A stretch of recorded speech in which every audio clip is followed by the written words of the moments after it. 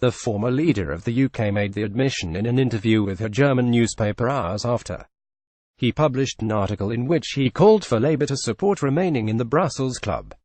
The Europhile, who is rumoured to have once had ambitions of becoming president of the European Council, told the newspaper that anti-EU sentiment was spreading. He said, "Let's be clear, the anxieties of the British people that led to Brexit are not confined to Britain. With strong leadership we would seize the moment of Brexit also to deal with those underlying issues which are not only the preoccupation of the British people but are the preoccupation right across Europe."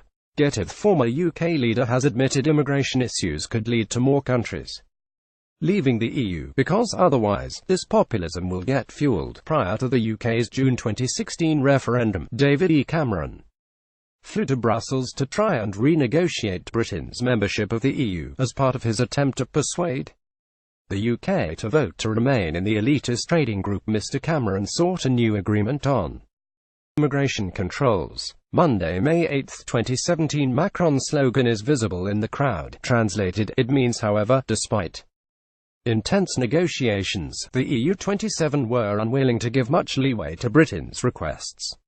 While Blair said he believed the UK were unique in their opposition to mass EU migration, he warned that many other member states shared concerns about non-EU migration. He argued that countries had concerns when people aren't sure the people coming are sharing our values. In 2017, several countries in the trade bloc voted in general elections with parties standing on an anti-EU platform seeing the voter share surge. In France's presidential election in May, the National Front's Marine Le Pen came second place after she pledged to liberate her country from the EU. In October, Austria voted in the People's Party, led by 31-year-old Sebastian Kurz, with plans to crack down on migration.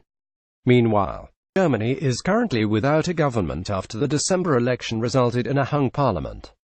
The Alternative for Germany party made significant gains in the election, winning seats in the Bundestag for the first time, with the pledge to pull Germany out of the EU unless there were reforms. Getty, Austria's Sebastian Kurz party won election in 2017 on an anti-migration platform. Getty, Marine Le Pen came second in France's presidential election in May. Blair implied Brussels' failure so far to address concerns surrounding Britain's decision to leave the EU was responsible for the results. He said, "We need to use Brexit to find answers to the underlying issues.